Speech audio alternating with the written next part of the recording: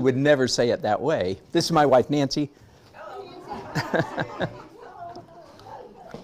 And it's good to be in a room full of friends. All right, I have a lot to say. Let's hope I don't try to say all of it.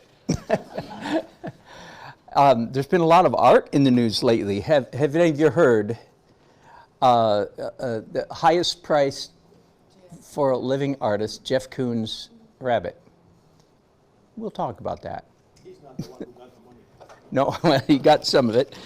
And this also came up. This was in the news before the sale took place. This is William Bouguereau. Young Bacchus is the name of it. How many of you know who William Bouguereau is? Okay. French, 1880s, 1890s. And I can get rid of this now, I believe. If you were to consider the skill, the hardcore, really hardcore skill of art being passed down from master to apprentice and master to apprentice, from teacher to student for maybe millennia, you could consider William Bouguereau to be the last golden bauble at the end of that long chain before the art world turned upside down. And I know several of you, and I love what does Bilbo say? I know many of you better than I would like to, and the other, anyway. It's a famous speech where it's like, have we just been insulted? But I can't remember it, so it's all for naught. I want to tackle a subject that I want to hear tackled tonight, okay? This talk, you could say this is for confused artists. If you're not confused, then you can leave right now.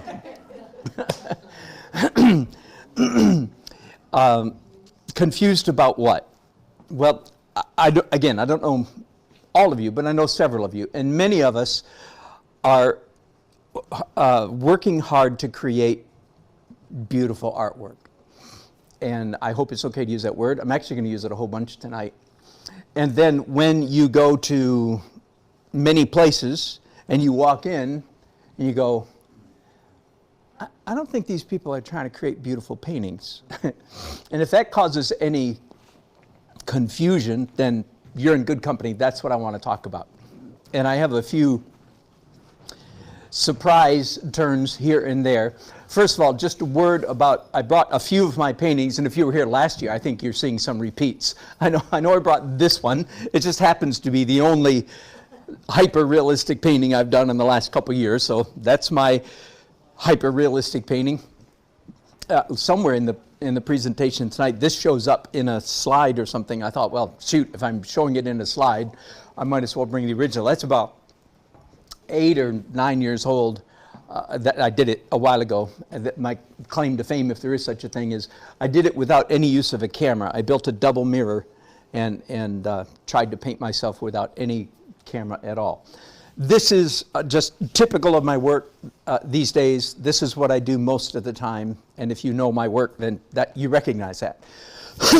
This I brought because this is what I do some of the time, and I want to show you a range of work. So here I have super realism, almost even trompe l'oeil art, and here I have completely non-objective abstract art, and this is what I call abstract realism. Somebody else came up with that name, and this is what I do most of the time.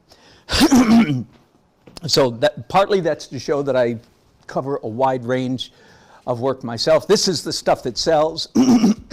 This will probably never sell till after I'm dead, because nobody would want to pay what I want for it.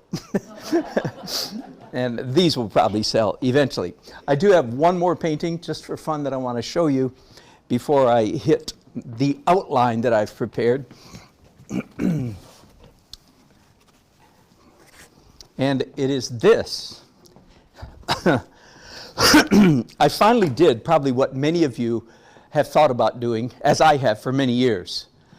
I was finishing a painting last week on a patio. It was a painting on the outside of a house, and I was picking up all my drop cloths. And I picked up this one and said, golly, that would make a nice painting. So I took it home and I stretched it and signed it. And with that painting, that launches us into, what? Right? Yeah, but if you price it high enough. That's right.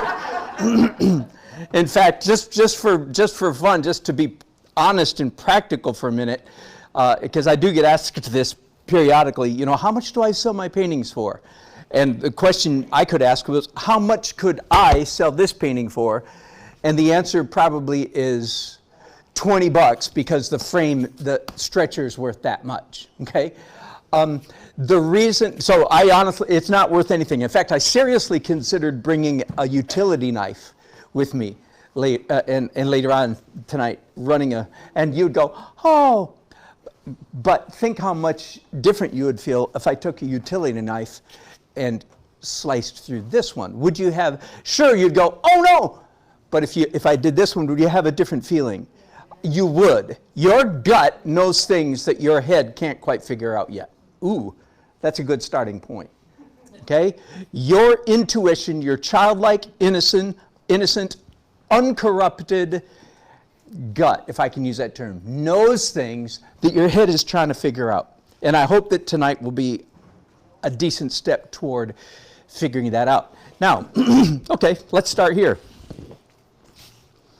Is this fun to look at? Yes. Is this a bad painting? No, it's not. Pardon? There's so much in it. There's Yeah, that's right. A room full of artists. They're all going to say, ooh, look at that texture.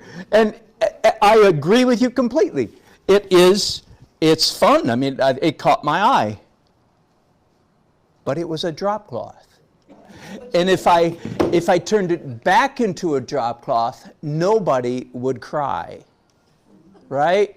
In fact, if I took it home and said, okay, that stunt's over, and I pulled all the staples out, which I'm not going to do because it's too much work and it's not worth that much work, you understand?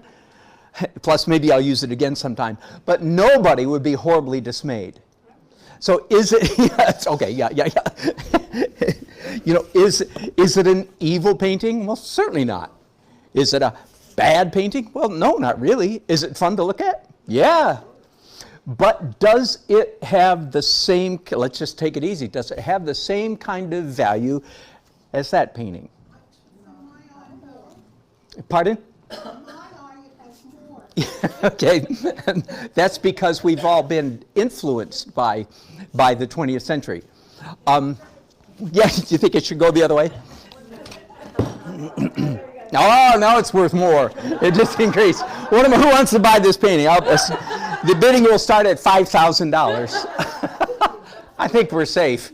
Those that love a Jackson Pollock will appreciate. And if we, you know, the whole evening is right on the edge of running away with me because we could chase down, we could talk about Jackson Pollock and a whole bunch. In fact, he's going to come up here in a video in just a minute.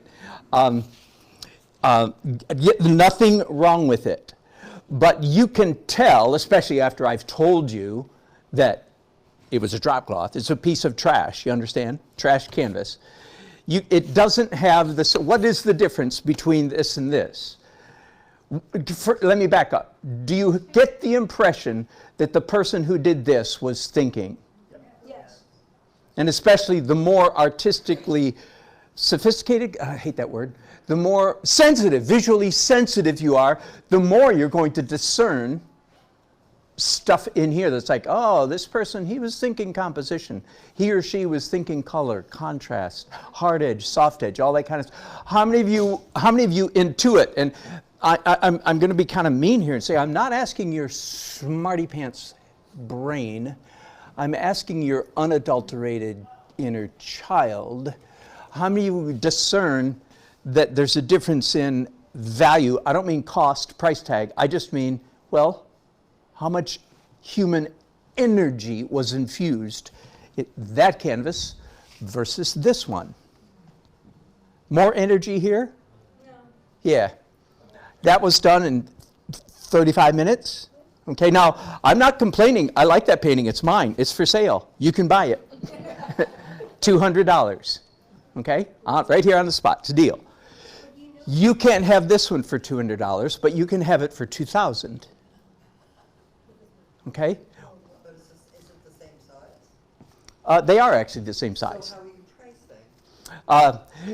Against the establishment. The establishment says any painting by the same artist should be priced on size. That's because they're assuming that the artist in question is going to work primarily in a track, and that is not the case. So yes, I'll sell that for $200 and this for $2,000 without any hesitation. If this was the style of painting that I did on a regular basis, again, let me ask the question, and I'm being it's kind of obvious, so it's a dumb question, forgive me. But you know good and well that this canvas has been infused with intelligence, even beyond what this was, okay? You can tell this took 30 or 40 hours, where this took 15 or 20. Are you with me? Now, we're not going to talk about, but part of what I'm talking about is the art establishment is, how can I say, screwed up. Okay, so, and that's part of the tension that we're feeling already. It's like, well, wait a minute. In fact, if I may, I thought about getting really nasty here with this one tonight. And the most successful artist in the Triangle, the most high-priced selling artist, anybody know who it is? It's probably hands down going away. Actually, some new guys moved here from New York just last year, some of Gary's friends, and they're real high. But no, probably Jason Craighead. And I considered actually looking up his signature and forging, because this is almost a dead giveaway for a Jason Craighead. He'll show up in one of our videos too. And his painting, they're larger than this, but they sell for $10,000, $15,000, and $20,000. But they look exactly like this. If you saw it on the shop room floor, you would walk across his paintings without batting an eye. You would never dream that you were walking across a $10,000 painting. You would spit on it, you'd dump your paint on it, you wouldn't even dream. It looks just like this, maybe worse. Well, I said if you price it high enough. That's right. All right, so have I got us sufficiently confused? If you're not confused, you're not paying attention. This is what I feel. I'm just a little bit of background. I've been an artist my whole life. My master's degree, some of you know it's from a seminary, but if you don't know what that is, I'll paraphrase it. My master's is in history and philosophy. Okay, so I'm speaking and I'm a student of history and philosophy. That's my true core. I'm a person who does art, but I'm actually a person who is a student of philosophy and history. So I'm talking in my true bailiwick tonight. So thank you for putting up with me, and I'll try not to use too many small words. All right. I'm going to do a video. It only lasts a few minutes. I think I've got about 20 some pieces of art. And I want to invite your inner child to just kind of soak, not your adult brain to analyze and defend, but just go. There's nothing surprising. Well, there's a few surprises, but pretty much nothing surprising here. Okay, Arnold Feeney, Bierstadt, Bouguereau, the one I just showed you, sold last week for $18 million, which was a low price. Dutch, like Claus, you heard of that person. Delacroix, Liberally Leading the People. One of my favorite, Caspar David Friedrich. Oh, let me stop here. This one is a surprise, just for fun. 2 weeks ago, this painting won the $25,000 grand prize at the Oil Painters of America annual show, and it's by Susan Lyon, who lives in Germantown, North Carolina. So this is a North Carolina woman who won. So this is the only contemporary. I just threw it in just for fun, partly to show that you don't. I understand. I'm moving. Oh, you didn't get to see it at all? Oh, okay. Hang on. There we go. Sorry.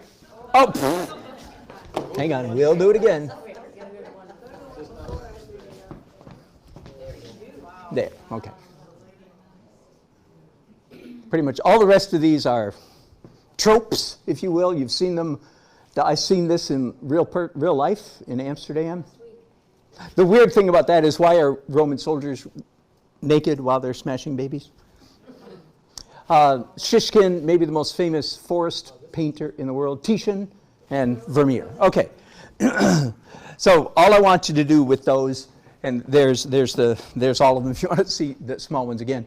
I just wanted to kind of soak and go, okay, yeah. That's what beautiful paintings looked like for centuries, right? I don't know what was the oldest painting there. Oh, yeah, Arnolfini, 1500s, so 500 years old, Dutch, Northern European Dutch. Very close to the invention, if you will, of oil painting per se. Okay, now let's do another video as soon as I can get it to. All right, now again, this one, you can see what it's titled if you can see the screen. Ugly modern art. So I'm making a judgment already. Your inner child will not argue with me one bit. If you've been infected by the prevailing art establishment of the 20th century, then you're going to take umbrage at that notion, but your inner child won't. Your inner child knows these are ugly. Okay? And we're going to try to figure out what's going on here. Okay? So, and stay tuned, because I have one more short video like the first one that's called I Don't Know. Modern art that's not ugly. That's like head scratch. Okay, so I'm not entirely as judgmental as I sound.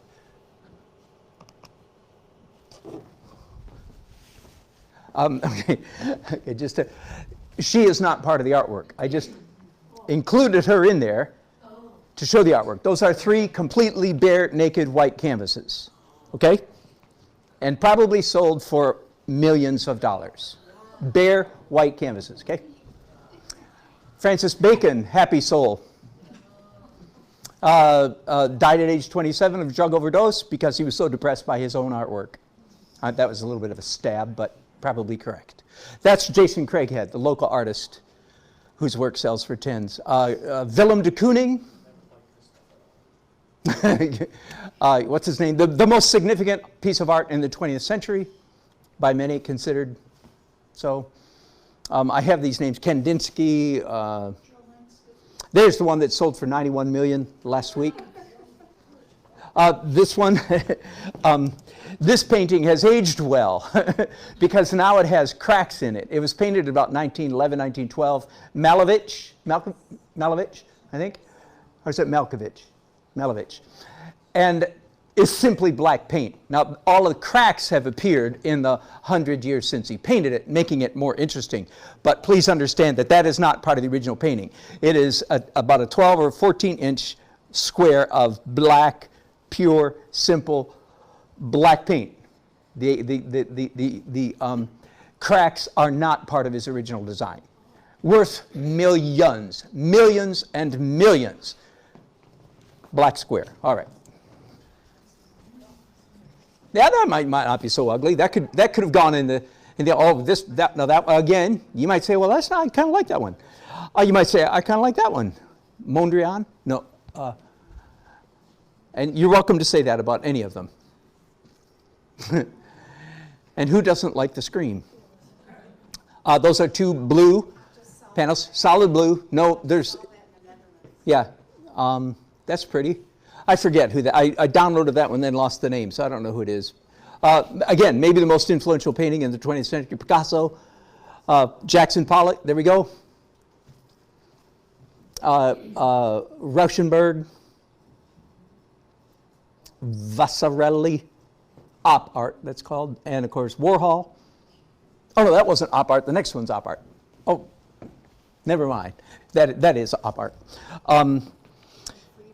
All right, now, since I've been so reckless so as to declare those ugly, let me just say it ain't always that simple. Now I'm going to show, again, about 20 pieces of modern art that are head scratchers. And we could go either way. Again, I keep telling you that I'm talking to your inner child, but I sure am doinking your intellect, aren't I? Some of you especially. Anybody here have a degree in art, either bachelor's or a master's? Okay. Okay, so this is the, who knows, and believe me, I could stop and I could lecture on every piece of art we've shown tonight. I could happily talk for 25 or 30 minutes, happily talk. This is an Alexander Calder, famous in my hometown, Grand Rapids, Michigan. As you can see, it's about 50 feet tall. So here's the question. Well, is that ugly or is that beautiful? And I hope that you're going, well, it could go either way. It doesn't offend me. Is it evil? No, it's not evil. Is it fun to look at? Yeah, I hope you would say, yes, it's fun to look at. Is it worth a lot? Well, yeah, it's worth millions.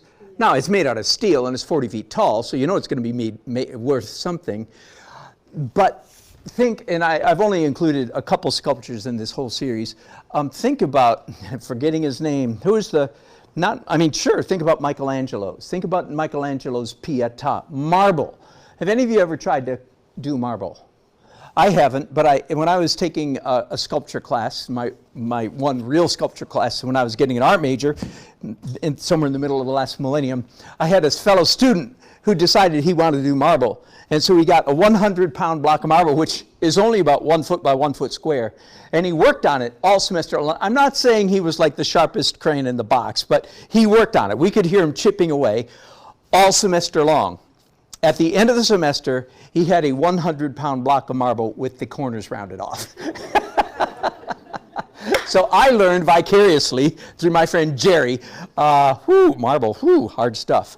And yet you look at some of the things that were done. I'm looking at my hands because these people are just absolute freaks of nature. I mean, they're from another planet. And I'm forgetting the guy even more than yes. What is it? Bernini. Yes. Just Google Bernini and go, what? Okay, so is this a Bernini? Well, you know. Now let me insert, because I've asked that several times. If you go to college, you will be, the best word for it is pounded to believing that all of this is, yes, superior. In fact, someone said about the Jeff Koons, the chrome dog, that it is the anti-David. Michelangelo's David, it's the anti-David. That it forces you, but what they mean by that is this chrome dog nullifies and renders Michelangelo's David null, void, obsolete, and bad. That is what they say. Okay, that is what the critics say. When they say, this is the anti-David, this is better, that is bad. Okay? So there's strange things happening here. If you don't think that's strange, then either you've really drunk the Kool-Aid or you're not listening. Okay, so let's continue. This is a series. At dollar signs, you can explain all that stuff. Yeah, that's right. A lot of it is. And who doesn't like this? I mean, come on. Duchamp, he's the guy that did the urinal. Good painting. It's fun to look at. It's beautiful, worth millions. This, you know, I mean, that's kind of fetching. Who doesn't like Edward Hopper?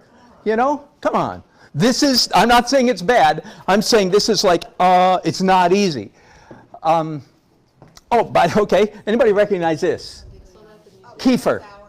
That's right. This is, so here we go. By the way, if anybody tells you what I'm talking about tonight is easy, again, they're not paying attention, they're not thinking. I know I'm thundering forth because I've got an hour to get through some stuff. So if I just stood up here all night and said, well, you know, kind of, I'm not sure, well, maybe, you know, then you'd all go home and say, well, that was a waste of time. So I'm not going to do that. I'm going to thunder forth.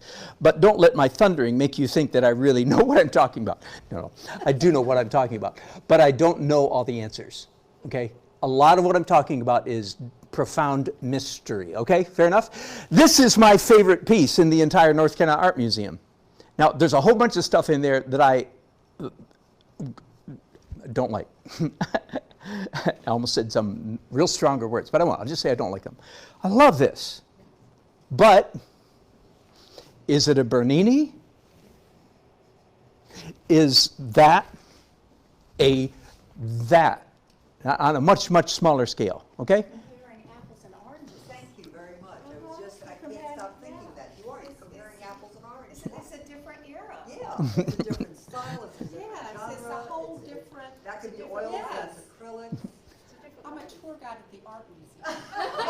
Uh-oh. Yeah, yeah, yeah. I just got back from the Netherlands. From the I where? just saw Michelangelo. Yeah, yeah. The God. Right, right. So Okay. I remember, Everybody likes that. That says, this is not a pipe. yes. That's pretty funny, Matisse. This is Piet Mondrian. And of course, Monet. I mean, who doesn't like Monet, right? And Henry Moore, I just threw it in because I wanted one more sculpture in there.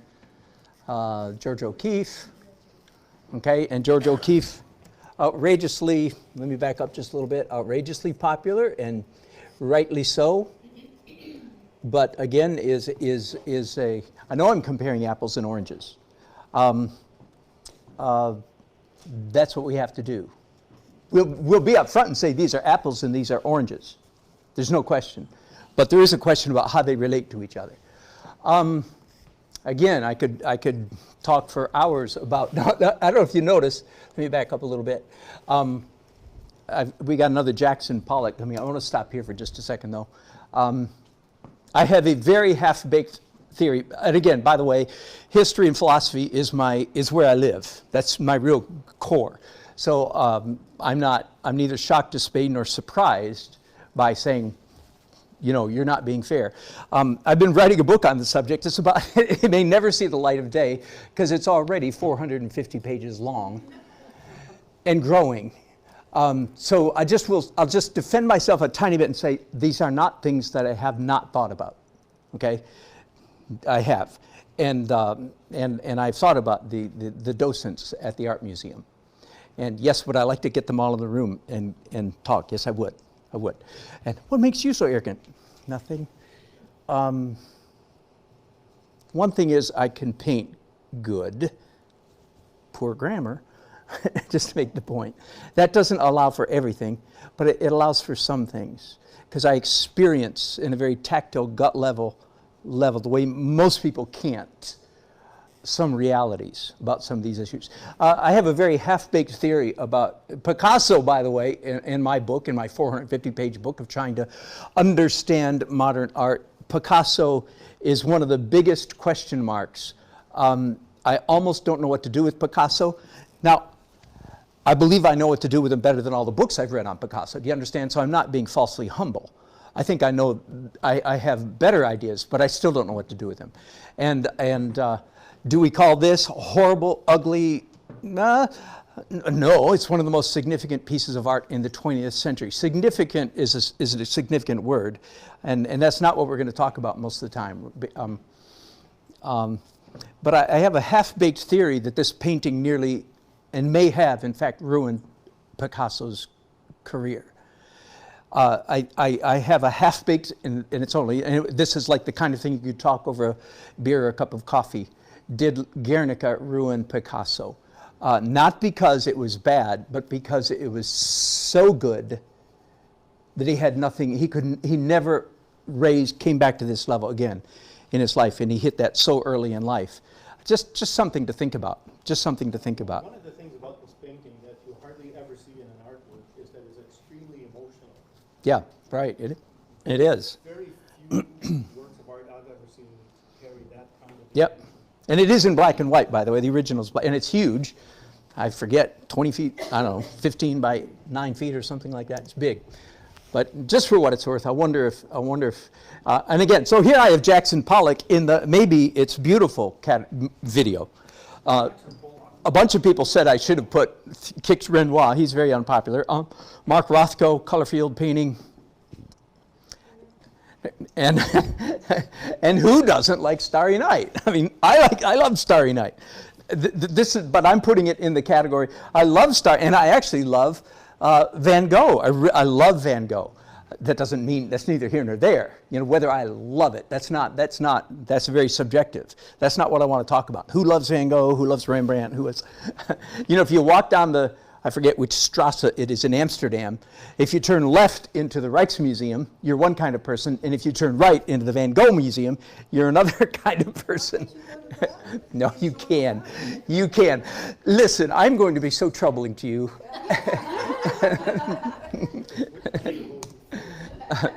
And of course, I'm being facetious, but it is funny if you stand there and look who goes in which museum. It's just ironic to me that it's right on the same street. Okay, that was the opposite. All right.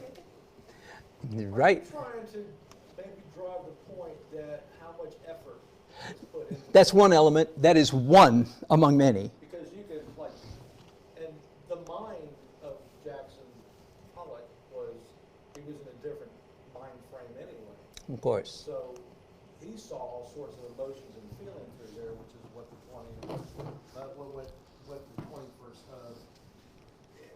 more of the 20th century had was all like the 70s was the feeling and moods. I'm going to. My belief on Jackson Pollock is this. I saw his drawings. He couldn't draw. He wasn't able to reach the drawing things that other people were doing. And he drank a lot. And he caught onto a gimmick, and it's a gimmick, and he stuck with it and it made him successful until he got run over by a train that he was stuck. Smashed into a tree, actually, but yeah, right. It is. All right. So I'm going to trouble you ladies even more. So either put on your armor or your asbestos suit. I'm going to do it with a smile, and I'm going to ask you to trust me, and at least consider. But okay. So I've already said beauty is a mystery. I'm confessing that I do not have all the answers. I feel like I have some, and I want us to think about some of the issues, and I'm going to give some definitions, some of which you will not like. I'm going to start here at a very unlikely spot. There we go. 3 19th century non-artists who shifted the course of art history. Okay? Now the first one, yes, Larry? Louise is a feminine name.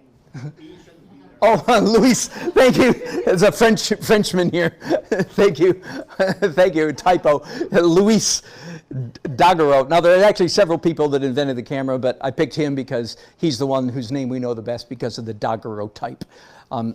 It was definitely a team effort. But he is the inventor of the camera. Louis, not Louise. Thank you, Larry. And now, these other two, the next two, of course, you know quite well. I'm proposing to you, I've been, as I said, working on a book trying to explain modern art.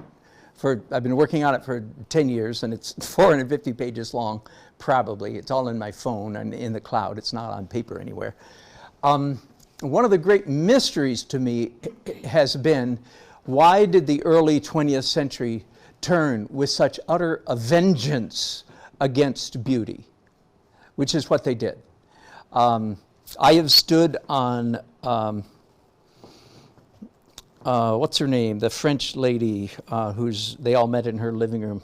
Now I'm drawing a blank. I stood on her front porch in Paris and asked this question. Picasso and the whole gang gathered in her salon, we called it in art school. We were told they gathered in her salon, which just means French for a living room, and talked about it. And it turns out, when you do the research, that the great majority of them were communists. That's interesting. That's interesting. Why was Picasso a lifelong card-carrying, not just a socialist, communist, as were many, not all of them, but most of them. Most, like 60, 40, 70, 30. You can look it up yourself. Does anybody remember the name? Who's Stein? Gertrude Stein. Gertrude Stein. That's it. All right. So the first one, I'm not going to talk a lot about the invention of the camera other than to say, obviously, it rocked the art world. Because before the 19th century, human beings were the camera. So artists had a very clearly defined role to play in society. If you wanted a picture of something or someone, you called an artist. That had been the case for millennia, okay? All of a sudden, a camera could do it far better and far more quickly and far more cheaply, so that, again, completely rocked the art world, right? That's all I'm going to say. And I think it rocked it in a good way, because it freed us, artists, up to do things like that and like that. Even though sometimes we still do choose to do stuff like this just for fun. Okay? But we don't have to do it anymore, because a camera could do a much better job. Now, these other two characters, why are they so influential? Well, they are influential. They utterly shifted the course of Western civilization, including the art. Now, I am going to try to say things tonight that won't trigger anybody too badly. But at the same time, I'm going to try to not say nothing, okay? Everything I say is said with a grain of, think about it. This may be true, okay? The first of these I'm going to tackle is Darwin and evolution, and I'm not going to start some big kind of debate. And by the way, science is one of my hobbies as well, so I'm very versant with the scientific world.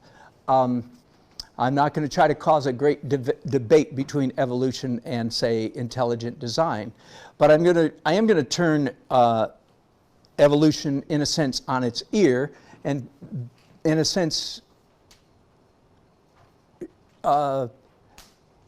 beat evolution, the evolutionary philosophy, at its own game. Well, you'll see that in just a second. All right, so here's backwards focused evolution, and this is evolutionary psychology. The pen is mightier than the sword, and the pen of the cartoonist is sharper than both. Evolution has done its job. This is backwards focused evolution. Evolution is done. Look, it produced us. Our ancestors were attracted to round things and red things, yuck, yuck, joke, fun, joke, because this gave them a leg up in the struggle for survival. That's why we now feel like roundness and redness are beautiful. Okay, you'll forgive me the humor and jest. I'm going to propose something slightly different, still staying within the evolutionary worldview, and here it is. Forward-focused evolution, still accepting evolution as the prevailing and accepted philosophy. Evolution has resulted in producing creatures who think that beauty is real, and this thinking is giving them a leg up in the struggle for survival. Now, what I've done, I've just said, in fact, in my mind and in my book, for years now, I've been writing about, I've been drawing a distinction between grumpy evolutionists and happy evolutionists, and I'm a happy evolutionist. The grumpy ones think it's all done. See, it's all done, and it produced us, we're done. And I'm going, wait, no, we're still in the journey, and we're still in process, and my proposal is simply forward-looking. What if evolution has produced a creature that, wrongly or rightly, thinks that beauty is real, and this thinking, rightly or wrongly, gives them a leg up in the struggle for survival. Now, and again, anybody is religious about their evolution is going to bristle at this, and I understand that.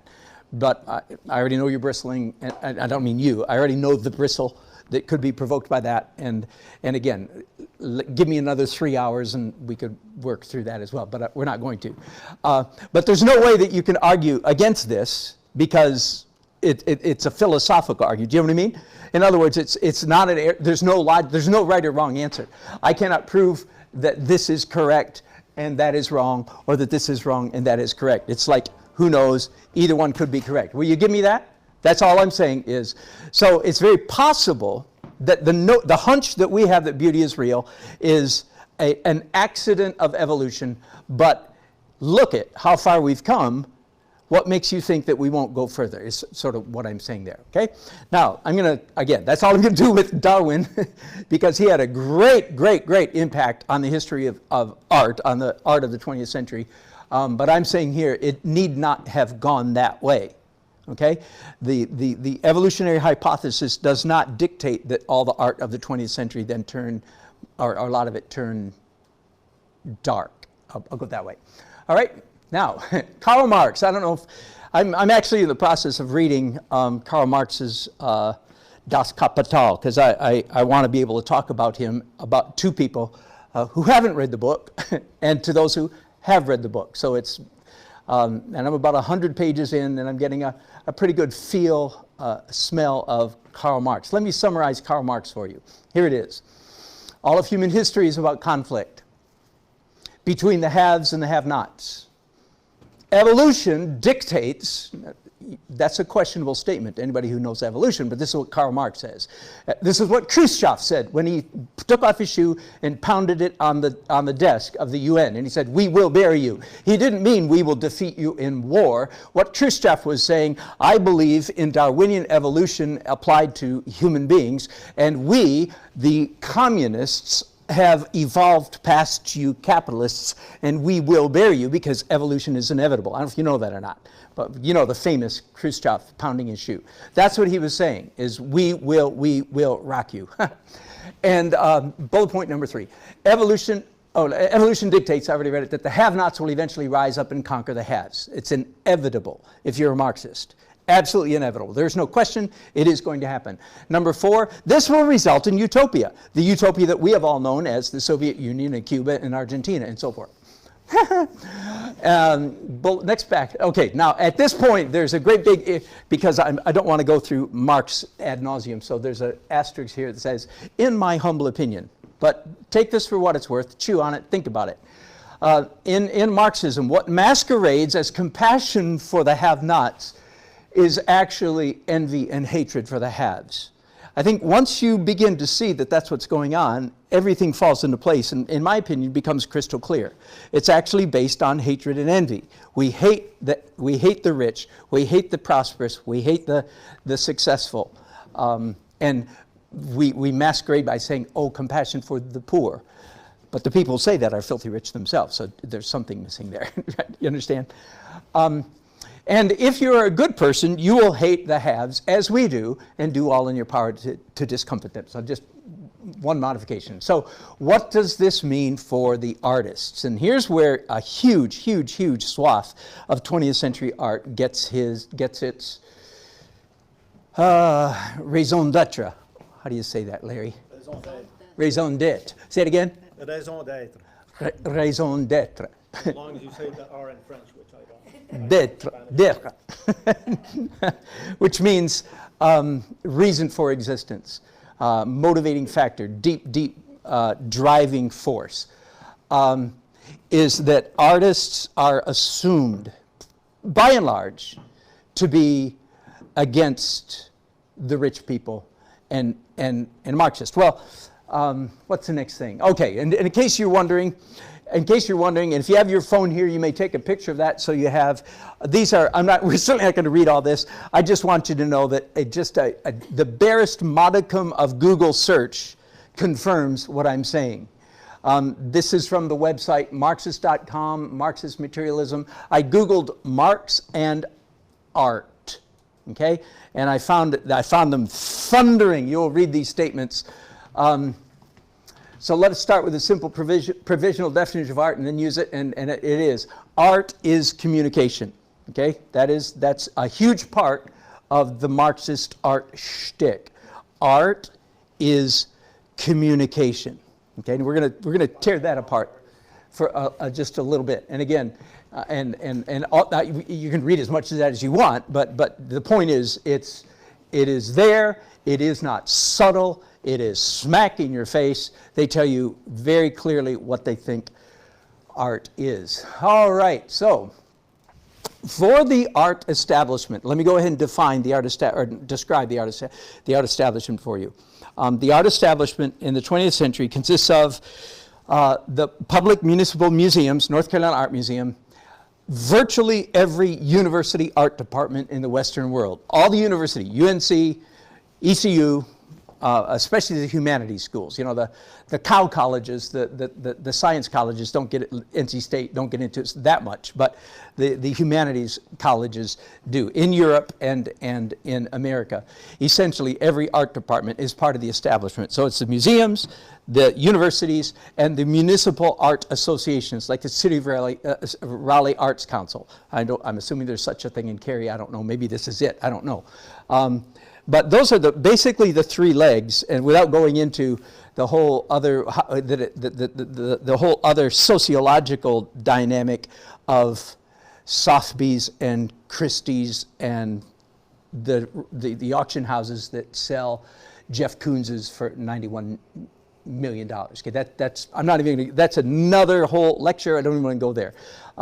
But they're related to the three-legged stool of the art establishment. Okay, so let me just be clear. The art establishment is all the professors and all the universities in the West, in all the Western world, all the art museums and the municipals, from the National Endowment for the Arts and all the way down to City of Raleigh Arts Commission. Okay, those are the rah-rah, we lock horns, we circle the wagons, and we dictate to the rest of the world what art is. For those people, now let me stop, because you're already going, this guy is not, he is not, I can't believe what I'm hearing. This guy is not going to counter every art professor in every, he just said, and I did, every art professor in every university in the Western world, and every art museum, and every municipal art association. He's not. I am. I am. Man, what gives me such arrogance? Well, first of all, I hope it's not arrogance, but and I don't have all the answers, but I have some pretty good thought-out questions. And I base it on, partly because I'm a student of history and philosophy, and one of the things I believe is you can fool all the people sometimes, some people, they can't fool all the people all the time. And I strongly suspect that in the decades or centuries to come, that we will find ourselves in a very different place artistically than we have in the past 100 years. Because as a student of history, I perceive that the 20th century is a bubble. In fact, you could say every century is a bubble. And I recognize it and can, with words, I won't take time to do it, but I can circumscribe, I can describe for you the bubble that was the art of the art world of the 20th century. I could tell you, again, I might be wrong, but I can tell you how we got there, what it was like, and how we're getting out of it. Okay? So yes, I'm actually going to have the chutzpah to disagree with all the art professors. Now, by the way, and it's not just me, there is a small but very strong and very vocal minority of people who agree with me. The whole Oil Painters of America, the Art Renewal Center, ARC, just look some of these things up, and so on, and you'll see that. So I'm not the only person saying some of these things. I am trying to do it with balance and compassion. All right, so they say that art is communication, and as I say, what could possibly be wrong with that? What could possibly be wrong with saying art is communication? Well, I'm going to tell you in a few minutes. Here's, first of all, my definition of art. It's deep, it's long, it's hard, it's preponderous, and you're going to have to think really hard. Art is stuff that's made to look at. Okay, that's my definition. And believe me, I sweated over that for decades, literally. I remember sitting in college as an art major and having to read these great big fat books, where these people talked, and Mondrian talked, and the inventors of, so anyway, been there, done that. That launched me into decades of wading through mud to come up with a definition, and that's my definition. Art is stuff that's made to look at. The art establishment's definition of art is this: stuff that's made to think about. Now, what's wrong with that? Maybe nothing. But it's different than my definition, okay? We're going to, now, I think, I forget where I added this.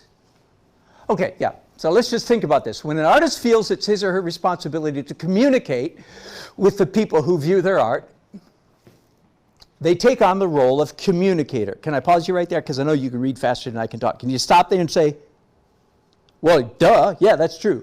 Are you with me? If art is communication, what I'm saying is then art is communication. Did you catch that? If art is communication, then what? Then art is communication. Okay?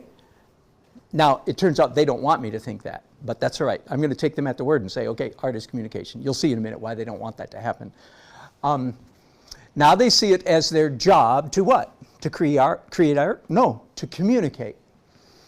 And again, this is going to go down a rabbit hole, and I don't want to go too far down, but just, are they still an artist? Well, not really, in my opinion, because now they've redefined themselves as communicators. I am a communicator. Are you an artist? No, I'm a communicator. No, they would say, yes, I'm an artist, but I'm an artist who communicates. Their art is now merely a means to an end. Their primary task is to communicate. And it's reasonable to ask, what should the artist communicate? And forgive me, I do wax a little bit, what's the word here? The answer to this is both tragic and hilarious. Tragic because of the untold damage this kind of thinking has done to countless young artists. I feel this very deeply because I mentor often young art students. By the way, I tell young art students all the time, do not major in art. Do not go to the university and major in art. If you want to become an artist, go to an atelier. Unless you want to teach art, then you can go to UNC because they're not going to they don't care about you if you're going to teach so much. They don't care about mind bending you. They'll just let you be. But it's hilarious because of the cartoon-like predictability of the answer. The Dirty Dozen list. So I will, just for what it's worth, and I know you're ahead of me. You've already read the rest of that page. But if I could stop you right there and say this. I wrote this Dirty Dozen about 6 or 7 years ago. Here it is. Now, what I'm saying is that this May, there will be thousands, maybe tens of thousands of young people who will graduate from universities in America with MFAs, Masters of Fine Arts degrees, okay? There will be thousands, maybe 10,000, I don't know. But I would guess, and this is not a scientific guess, but it's based on decades of observation, that somewhere between 94 and 98% of those MFA matriculant shows, their shows, here's what their artwork will be about. And I've called it the Dirty Dozen, okay? It's going to be about the environment, global warming, LGBTQ, my own personal psychological issues, racial injustice, patriarchy, misogyny, women's rights, animal rights, the military-industrial complex, the evils of it, human trafficking, child abuse, esoteric spirituality, Buddhism, Hinduism, and so on and so, Dalai Lama, and so on and so, Druidism, Wiccanism, Native American, Mayan, and so on, capitalism, consumerism, the bad. That's 12. 98% of the MFA graduates this year, that's what their art will be about. And it was years after I wrote that Dirty Dozen that I had another aha moment and said, oh, I could have used 2 words to describe that Dirty Dozen. It's cultural Marxism. And I'm not going to take hours or even minutes here tonight to define for you what cultural Marxism. I've already done it. It's the theory that all of human, the entire human experiment can be described as a giant conflict between the oppressors and the oppressed.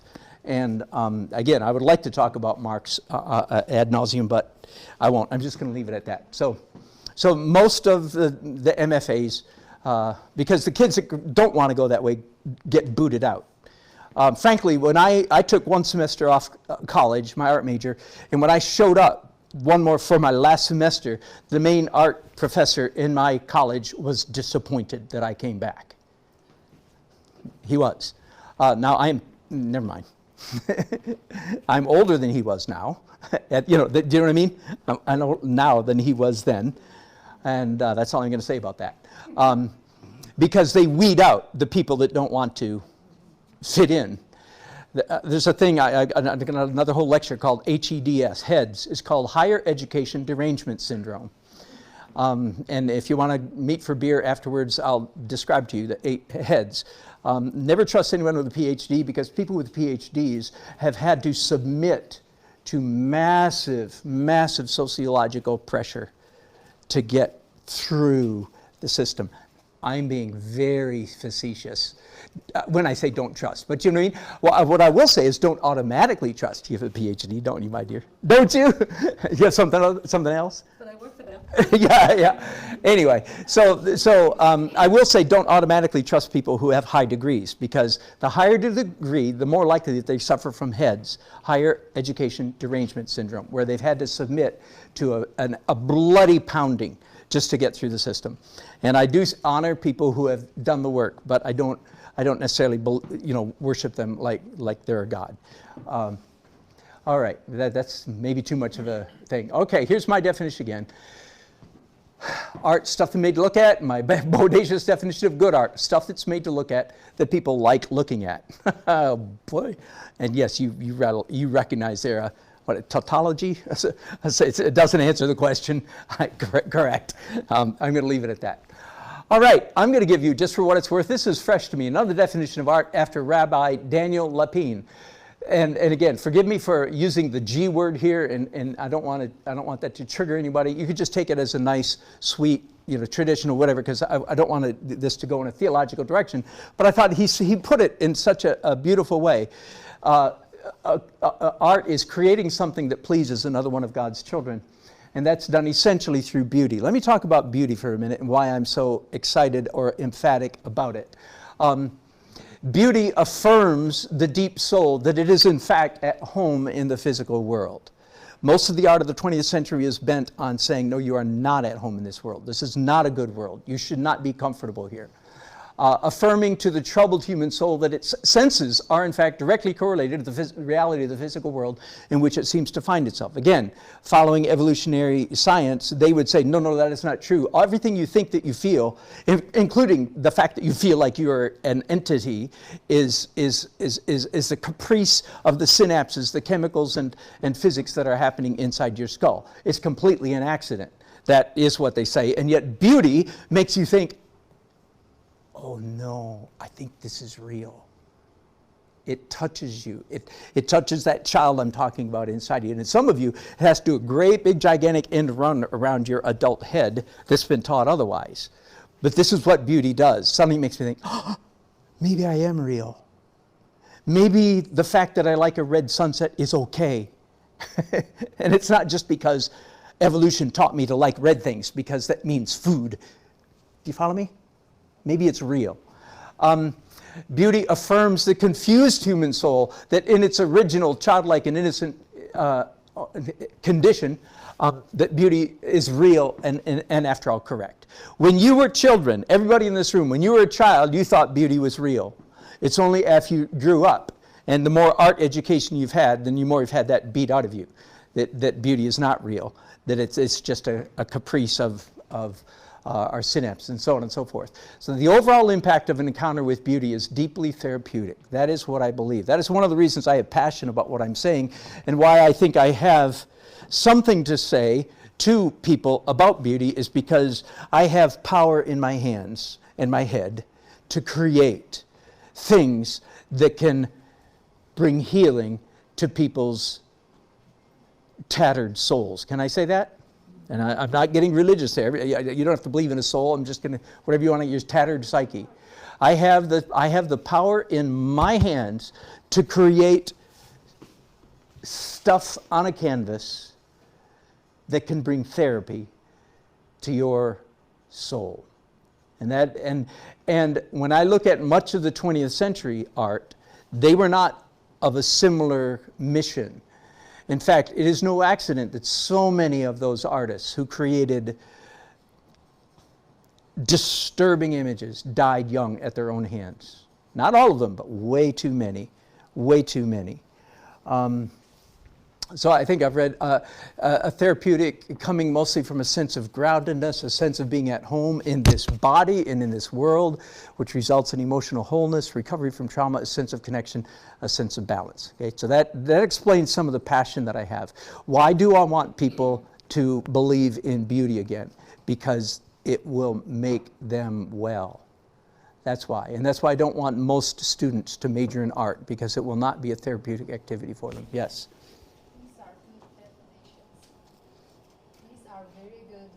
Are they? Well, thank you. Thank you. Okay, I think I've got one more. Oh, yeah, yep. Okay, so forgive me, and deep here for a minute. Everything that exists is good. This is a big statement, big philosophical statement. I don't have time to defend it ad nauseum.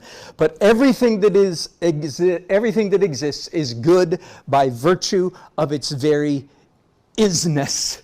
Simply the fact that it is makes it good. And let me talk about that for just a minute. A rusty knife that was used to kill a baby for fun.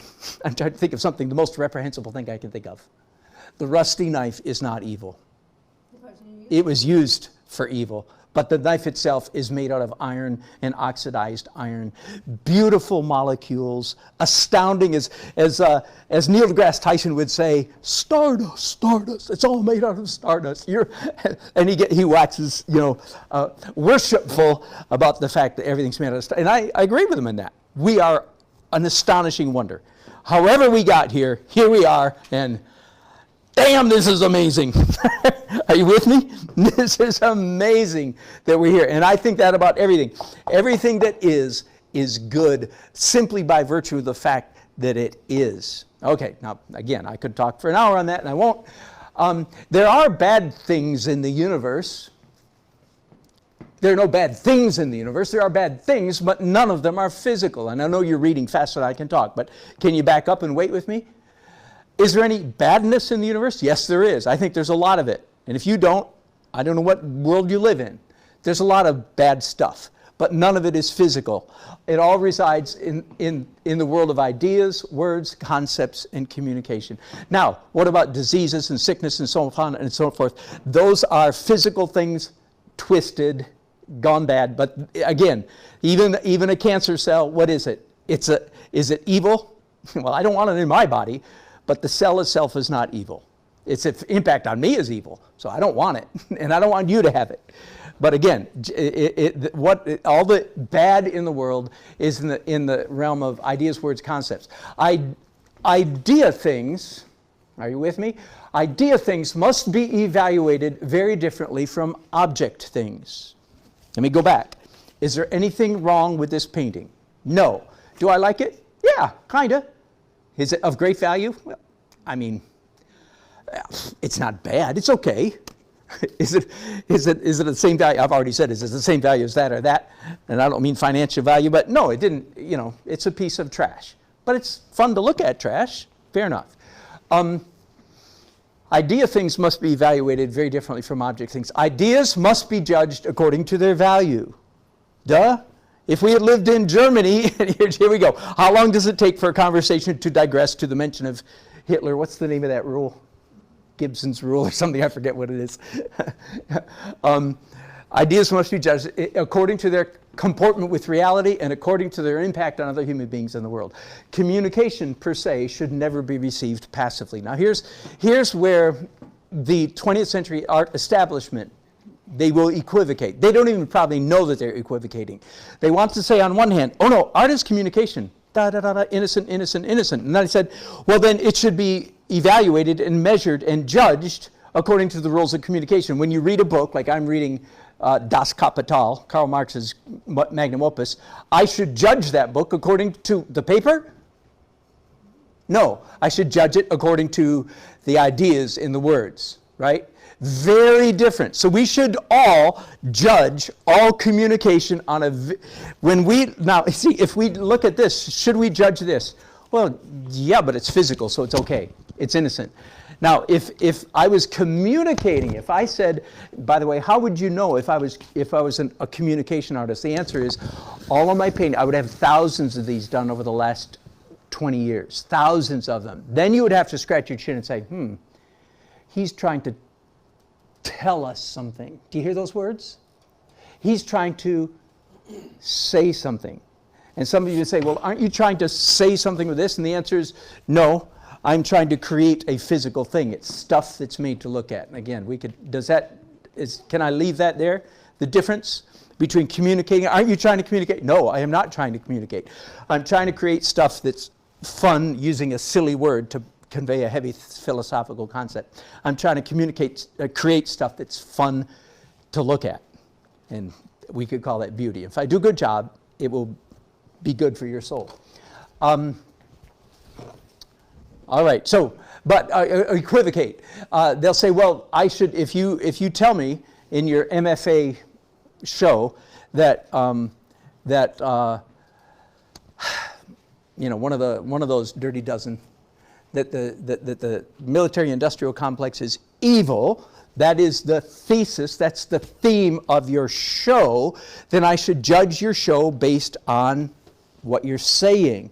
And we judge communication far different. I might look at all your paintings and say, yeah, they're lovely, they're fine, but you already told me you're not about the art. And I've got a book on my shelf, on my bed table. I've got a shelf this long of art books that I've read going through writing my book. And I've got a new one right now. And he says thunderously, he was the president, executive director of the Tate Modern in London, the Tate, one of the biggest art museums in the world, in London. And he says, it's not about the art, it's about the ideas. Art is communication. He says this clearly, strongly, emphatically. And I would say, okay, I'll take you at your face value. All communication should be judged, I want to say, strictly because it communicates ideas. At that point, they would equivocate, say, oh, no, you don't understand. We're artists. And I said, well, I thought you said artists were communicators. Do you hear the equivocation?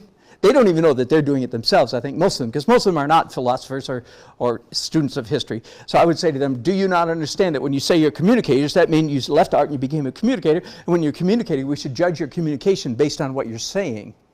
And they would say, oh, no, but we're artist communicators. By the way, that's Immanuel Kant, 1700s. We have Kant to thank for the whole mythology of the great artist as genius.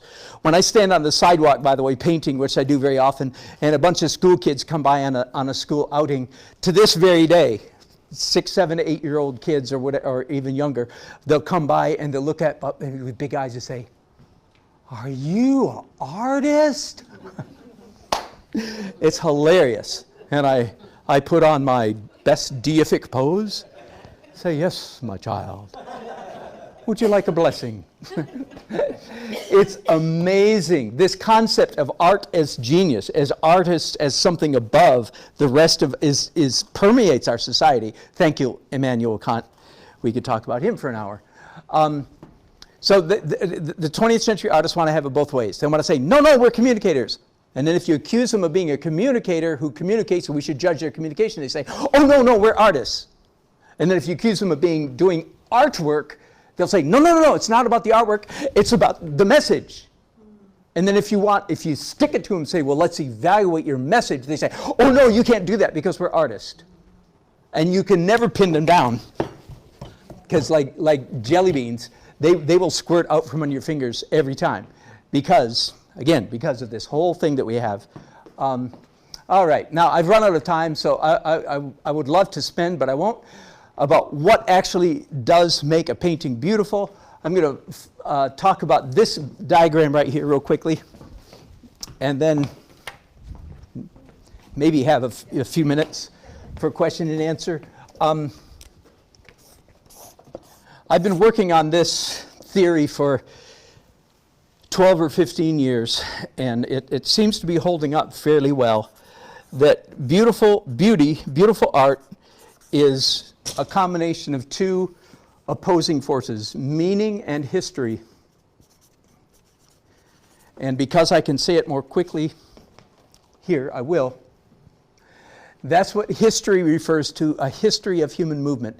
And a human being picked up an implement of marking, a brush, a piece of charcoal, a pencil, a pen, and made a movement with it, and their movement left a clear, obvious history of the movement that they made. We like to see that. Why do we like to see that? I think, here's why. Because when we see that mark, it's like a signpost. It taps into our reptilian brain, our prefrontal cortex brain, and it says to us, somebody like me was here. There's like an animal attraction, like when we see a mark that a human being made. Nobody else can make those marks like we do. When we see it, we go, oh, something deep in us resonates like, ooh, one of me was here. A human being made this mark. So that's history. The other side, whoops, did I go the right way? If you hold your thing upside down, it goes backwards. Okay, and the other side of the diagram is meaning. It's the most common word for this would be realism, similitude, realism. So I've used there the famous, there's our caveman doing his Lascaux cave painting. The reason I don't use the word meaning is because I want to open this up to abstract painting as well. For instance, I'll point just for a second. You will see here that right here and right there, there are two purple lavender shafts of color. What do those purple lines mean. They mean that your high school colors were purple and gold. They mean that you like red wine. They mean that you like flowers because you're married to a woman and she likes hogwash. Ridiculous. It doesn't mean any of those things, right? What is the meaning of that purple? The meaning is, listen, purple. But it's intentional. Would that be the same painting if those lines were green? See, so I did that on purpose. It has meaning. So anyway, that's, again, we could go on for hours, but I already have, so I won't go on. I think I'll stop here. What makes paintings beautiful is when we make obvious marks that were obviously made by a human being, and yet they still carry a great deal of similitude. And that, in fact, is what I'm trying to do with the kind of painting that I do most of the time. So that painting has almost all human history of human movement. This painting over here has almost no history of human movement because I blended it all out. Do you understand? This, I hope, has a combination of both, so that when you feel like you're seeing a car, and some people even could identify what kind, I guess that's a Cadillac, or is it, anyway. When you think you're seeing a car, you're actually seeing daubs of paint. That is the great thing that the 20th century taught us, by the way. We don't have to be cameras anymore. This is I'm not trying to fool you. I am sort of trying to fool you with this painting, aren't I? Sort of. Not really, but trompe l'oeil could be called. I'm trying to fool you into thinking you're looking at, Magritte, this is not a pipe, right? I'm saying this is not a mannequin, this is not whatever that thing's called, this is not a clipboard. Because you know it's not a clipboard, it's a painting, but at the same time I'm working with your brain trying to say, yeah, but it looks so doggone much like a clipboard. Your brain's going, it's a clipboard. This, on the other hand, so that's fun to me, but I don't consider it great art. I consider, I'm working toward great art. I'm not holding this up as a great example. I'm just trying to show you what my objective is. To have history of human movement, color, texture, line, value, shape, and so on and so forth. So again, when you think you're looking at a town square clock, especially from your distance, it's like, yeah, it looks like a clock. But when you get up close, you go, it doesn't look at all like a clock. It looks like dabs of paint. Have you seen Rembrandt paintings close up? Yes, that's exactly right. That's exactly right. In fact, that would be a fun place to end here, just for a moment. This is Rembrandt. Let me turn this on just for a minute, and I'll end here. Why is Rembrandt so good? It's not because he did hyperrealism. In fact, quite the contrary. Source. Oh. And I promise, I'm going to end here in just a minute. Computer, yes. There we go. All right. Oh, it's a funny color. Let me see if I can get the color right. I don't know what. All right. This little drawing here by Rembrandt, David Hocking, look him up. By the way, before the dog, before the rabbit, Jeff Koons, there was a dog, and before the dog, David Hocking had the highest selling piece of art by any living artist, English. Crazy guy, but brilliant. And he says this is the best drawing ever done in human history. That's what he says. Because what is it? It's this pushing together of a history of human movement. You can tell that Rembrandt just took a brush or a pen and just went. You could reproduce it. It's just a flick here and a flick there, and yet he's got everything. You can tell. Here's a woman carrying a water bucket or a milk bucket, and a little toddler that they're teaching how to. And if you know anything about human beings, you know anything about children, you recognize every single gesture in that painting. You can identify your gut just goes like, oh, my granddaughter or my daughter or my niece is just like that. You can identify with it. So. That's the best example I can think of this convergence of, and that's what I think is beautiful, is these two things together. Contrary to what most professors say, I know that human beings, and again, this is contrary to what most of the professors would say. Not all, of course. And by the way, I was exaggerating when I said all, but the great majority. they would say, no, no, no, realism is passé, realism is old. The only time you should do realism if you're being sarcastic. That is truly what the art establishment says. The only time you should use realism is if you're using it in the cause of irony. Then you can use realism. Forgive me, I know of what I speak. But I happen to know that human beings still get a kick out of seeing realism. When I go online, and by the way, the internet has, made a whole new industry of hyper-realistic art. When you see, a YouTube or a thing and it says, 600 hours to draw this eye, or whatever, and I go, oh, good grief. I really do go, oh, good grief. But I click on it, and I look at it, I watch the video, and I go, wow, that's amazing. I could do it. I don't wanna.